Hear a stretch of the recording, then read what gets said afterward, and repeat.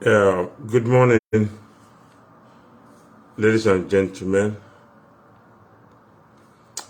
and it's a happy new year to you all. A dúpẹ́ lọ́wọ́ Ọlọ́run tó sọ wá di àsìkò yìí pẹ̀lú àlàáfíà. Ọ̀pọ̀ ló ti kú, ọ̀pọ̀ ló ti lọ, ṣùgbọ́n Ọlọ́run jẹ́ wọ́n kà á mọ́. Àwọn tó ti kú kò ń ṣe àìmọ́ṣe wọn. Àwọn tó ti wà láyé náà kò ń ṣe mímọ̀ sí wa. Bó ṣe wọn Ọlọ́run ni ó ṣe nǹkan tí ó wù láti ṣe. So yẹ ká fún ògo fún Ọlọ́run. Happy New Year once again. My name is Adelani Adeniji Adele. I'm sure you already know that by now. And I'm the host of the broadcast, the Biblical Panorama on Vblog. And I also do a podcast on the Biblical Panorama on Anchor. It's a beautiful day to you, and God bless you. Tí ẹ bá wo caption tí mo fi sí èní, I'm sure it could surprise some of you. Don't be. I'm going to explain why I did that. Before I do that, let me explain the objective of this blog. Ọ̀rọ̀ ìbílẹ̀ Èkó ni o. Mi ò dẹ̀ fi ṣeré. And I have had lots and lots of discussion with all sides. Kò sí lọ́rọ̀ mọ́ o. Ẹ̀yàn mi Èkó lẹ́mọ̀ tẹ́fẹ́. Ṣùgbọ́n nǹkan máa caution yín ni. We may not have another chance again if we don't choose well. And if you want to choose at all, let us know what's in it for us. Sọ̀rọ̀ àwọn tó ń gbawó. Sọ̀rọ̀ àwọn tí wọ́n pé gbogbo ẹ̀mí wọn ojú pé tí wọ́n nìkan ni. Àwọn tí wọ́n fẹ́ kí ìlú Èkó dá ni mo bá sọ̀rọ̀ lẹ́nu. Ẹni tó bá lówó lọ́wọ́ náà ó máa fílẹ̀ náà ni. Kò sí ẹ̀kọ́ tó lówó lọ́wọ́ tó lọ rí. Gbẹ̀ngbẹ̀yìn wọn náà ikú ni. Ọlọ́run máa jẹ́ kí àìpọ̀tán ló máa kó má dà. So tẹ bá ń rògbò nǹkan ẹ̀rọ tìlú Èkó mọ̀. Ẹ̀yin tí ẹ̀dẹ̀ ń bínú náà ẹ̀rọ kan yẹ ká bínú náà ká máa bínú náà ni ẹ yẹ ká ṣe constructive ìbínú so that nǹkan ò ní bàjẹ́ náà bí ẹ kó ti bàjẹ́ bí ẹ kó ti bàjẹ́. So I'm going to I'm not going to slow down really. It's a new year. Election is about a month plus now, and we've said all we can say. The campaign is on. I told you what to look out for. I told almost everything that I can tell you about what I know about making good choices. This one is yours. Lately, there's a guy you call, is a congressman in the US, in the 118th Assembly. His name is George Santos. And I wonder if you look at America and everybody. Or America, or George Santos ni mo fẹ́ bá yín sọ lẹ́nu. Torí ìyẹn ni fẹ́ fi ọ̀rọ̀ George Santos yẹn, his character, his traits, mo fẹ́ fi sọ̀rọ̀ láti illuminate pé àwọn èèyàn wa tá bá ń dìbò wa o. Ẹ jẹ́ ká ṣọ́ra. See, this man George Santos, yes, won an election. He's a congressman from New York, and but that's not what's outstanding about him. What's outstanding about George Santos, why I'm speaking with you, and why I'm using George Santos láti illuminate 2023 general elections. Tebaka papers nowadays in Nigeria, especially amongst PDP and APC, even up to Labour too, there are counter allegations, ìwọ drug, ìwọ gbá, ìwọ àwo. And I wonder, don't you have serious politician no longer in Nigeria, that campaign had to devolve into issue of mudslinging, and mudslinging that borders on character traits. So yellow mummy can be George Santos Valaro. I use it as sarcastic. Kelemo. If you make wrong choices, Emma Jagbani. Shady man, George Santos. He lied throughout the electoral campaign. Gbogbo nǹkan tí máa ń sọkọ́ tó ṣe, gbogbo nǹkan tí ò lágbára lónìí òun ṣe. And it was not properly scrutinized. And he won. The guy is a Republican that won in a district that is fairly both sides. But naturally, New York is a democratic state. Yeah. But he won. Opa, Shegero. Ekawo. One thing to watch it. Emma deal. The guy faked his resume. Yes, let's say one was your resume. Your name, your birth, your this, your that, your this. He faked it. He has different aliases.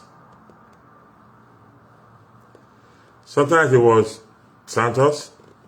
Sometimes it became Devolt and other names.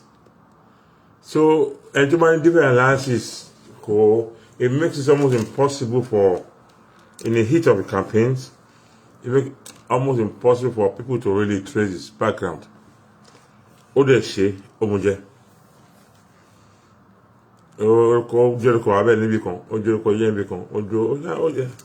Again, this same George Santos faked his educational background. He claimed to attend schools he did not. He claimed universities that he did not go. He claimed laurels that was not there. He made such wide claims. Because they didn't dig deeper. They trusted too much. Yeah, you could do George Santos faked his job history, employment history. Only when she buy, on deny it. When she back, on deny when they after elections, messing after death. By that time, he claimed them and he successfully used it, and nobody got to know. So this is a guy who won an election through a fake resume. Could you do me? George Santos had no belief, no identical belief. Do you know what?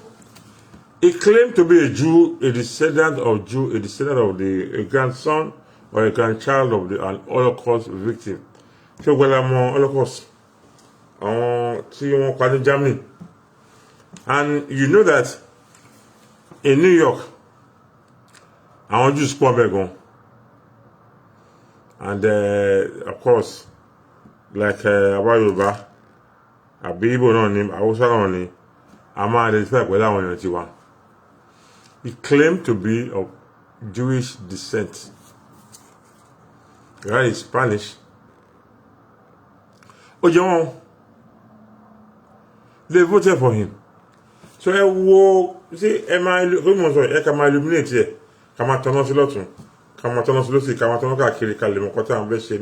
This coming year 2023. And he's also an openly gay person, homosexual. But he projected conservatism, you know. And conservatives said about American politics. Most Republicans, are not really in love with people who openly declare themselves as gay, but they are coming to accept it. In fact, only drag queen ni àwọn only lesbianism ni when he was in Brazil. He denied it. And he said he was, yes, gay. Oh, there's in this way. I don't know, gay. Oh, he married previously. So this guy was just telling lies about his resume, his background, his age, his names, his job histories. Everything was fake. Our people did not scrutinize this. They believed him, voted for him, and as a member of Congress, only you unless he resigns now. But that's a person that has no integrity. That's a person that cannot sit down and pass laws that borders on truth and honesty. The people of New York today, of his district, are acknowledging that they made a very serious mistake. I won't stop for now. I'm not going to stop on George Santos. I want the fact of fake history. He also has a criminal history. In 2008, in Brazil, George Santos used a stolen check. Hey, woman. Ology stolen check. Ottawa Zoom, another name. Ogbe Ujadi, I think it was $2,000 or something like that in Brazil. That's a criminal right there. Hey, what's for us? Kind as well. And in line with the secrets on to round full and demeter, anybody will go. Better do that's what I need to buy the button. And when he was caught on Babile, George Santos, Congressman Santos, jumped bail and ran to the USA, where he adopted another name, his mother's name, and he started functioning. Somebody who initially had no sort of income also came into vast money for campaigning in 2020. Nobody knows where he got the money from. Nobody knows the source of the money. But the money was in thousands, hundreds, and they were not campaign donations. Àwọn èèyàn wa tó ń kàn tọ́jú owó tó ń kó jáde. Unfortunately, campaigning in the US, you need money to campaign, to buy ads, to buy this, to buy that. Unlike Nigeria, people don't go in there, I'm a bread, what he didn't there, but he had a suspicious sort of money. I want to do one row. They got enamored by him. They liked him. He has a spectacular history. He has a rag to riches history. Àwọn èèyàn jìyà ní Germany, Holocaust làwọn grandparents only gay ni, the minority ni. Kò ń parọ́ ẹ̀ lọ ní ṣá. Àwọn ẹ̀dí dìbò ẹ̀kú ṣá. At the end of the day, it was now, they didn't find that this guy was lying to them. But they could not do anything. What to be your jewelry shalowo. You make a mistake here. And let me repeat it. I'm talking in line with exactly what is happening in Nigerian politics today. Down the line. Even when our candidates were House of Assembly, House of Rep, not even to go into the Senate, that have presented fake certificates, fake resume. Some of them are caught and taken out. But imagine the time wasted that you and me went online to vote for them. Imagine the expenses spent on them, the energy on them. At the end of the day, they were not telling us the truth. All of them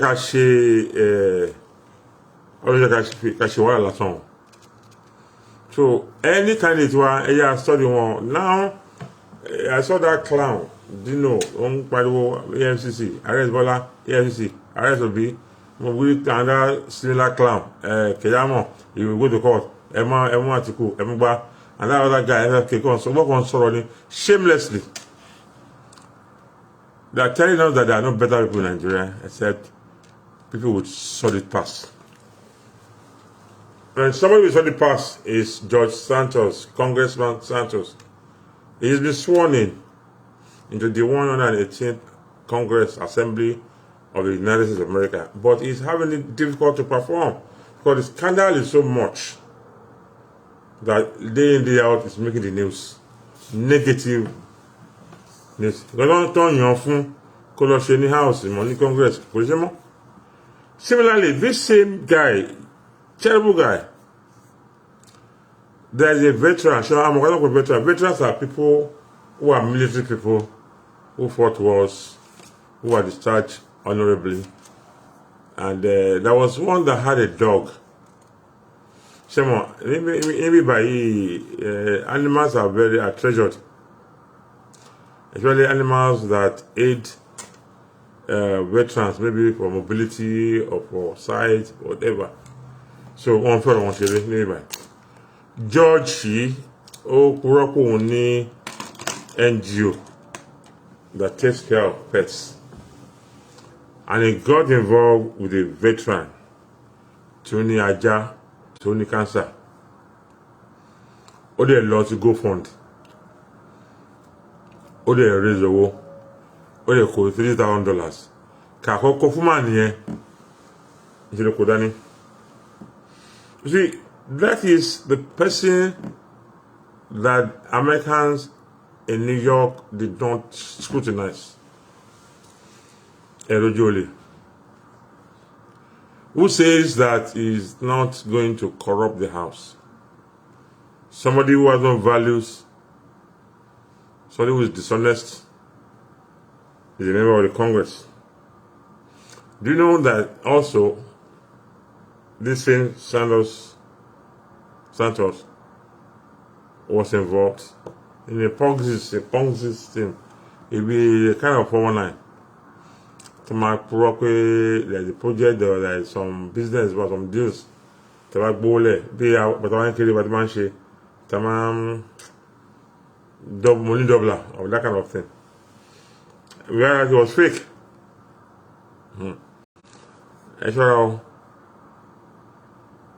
Next week is election, or next month, and I hope we don't have a George Santos in government. So why did this guy, how did they succeed? So the moment we saw go low fake history, I think we can rogue one day. Láti House of Assembly ni o, the House of Rep ni o, the Senate ni o, the Presidency ni o, tí ẹ fi pé more on lot, even if there's an iota of doubt about what they are presenting to you, please be careful. And about power identity, it has no integrity and it cannot serve us. It shouldn't serve us. So we go on in Kelo Yewo kan teba mu mọ̀ pé ẹlẹ́ mu o bí àwọn ará New York ti ń regret pé wọ́n dìbò fún Congressman George Santos ọ̀hún á lè yọ mọ́ but tiwa ìjọba sọ pé mo ń lo George Santos to illuminate the 2023 general elections so that a lè jókòó padà a bá ọ̀dọ̀fin wa àti àrò wa sọ̀rọ̀. How that so I can vote for somebody that we have confidence in. One of the things that Santos effectively used, the way we just but he used that money effectively. All the propaganda, all the buy people who would not talk. He used it, and he was also associating with the right people. It was, whether he likes it or not, maybe because of his ambition, he was making friends across the board. Telling me, oh, friendly, you know, Danny, they trust it. Do we see similarities in our politics? If you do, keep it to yourself.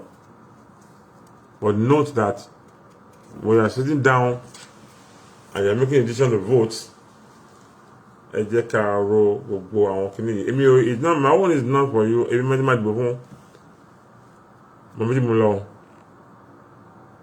But mine is not to say.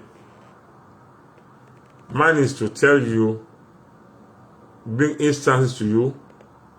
And one instance is Congressman George Santos. He has no fixed ideology. He's a kind of chameleon. He can claim anything.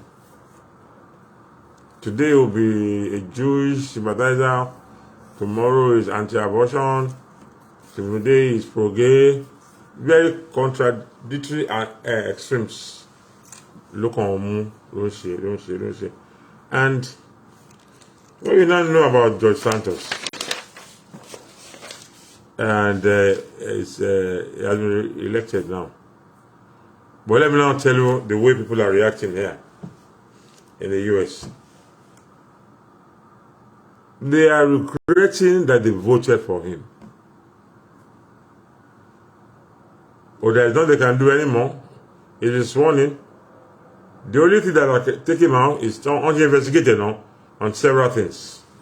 Bordering on finance, campaign finance, and Brazil to reopen case to Jali. There are so many investigations going on now. Maybe somebody did what's wrong. Somebody be locked. We are but the thing is that the authority for him is for him to resign. And he's not ready to resign. So George Santos,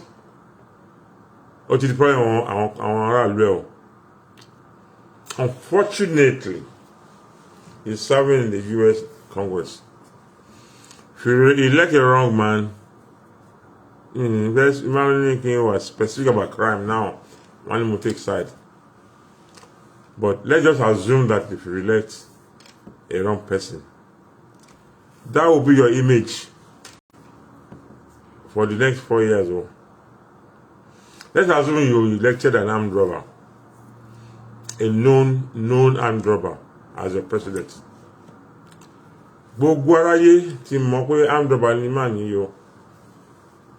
So they will know that it is an armed robber that is presiding over the affairs of Nigeria. There is no credibility there. They will be very scared of dealing with you, of having serious business with you because armed robber guy.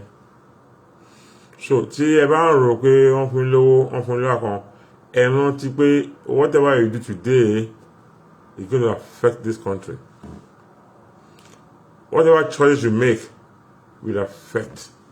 Now, àwọn ará New York, by being careless, I voted for somebody that was unfit under the law. They voted for a crook. They said it. And that there is no amount of representation for one. A suspect. Because he's a dishonest man. They do not know what deals he can make to favor himself in the house. Like if you elect somebody as a governor or a president or House of Rep or Senate, to them, who are dishonest, he probably don't do what you want him to do. I just ready to home, ready to go home. I'll see you 4 years after. And there is nothing you can do. But there is still something you can do today. You can just sit down and look at all the things I've told you in the past.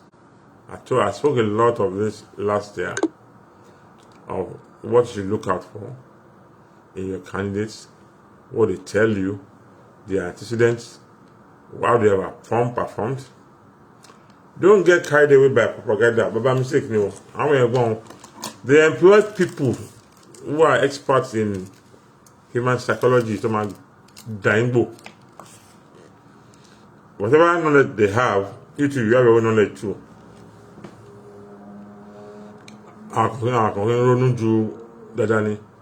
Now is the time for us to run. Ewa got one bill over money. De Santos ní orí owó tó jí, owó ajá tó jí $3,000.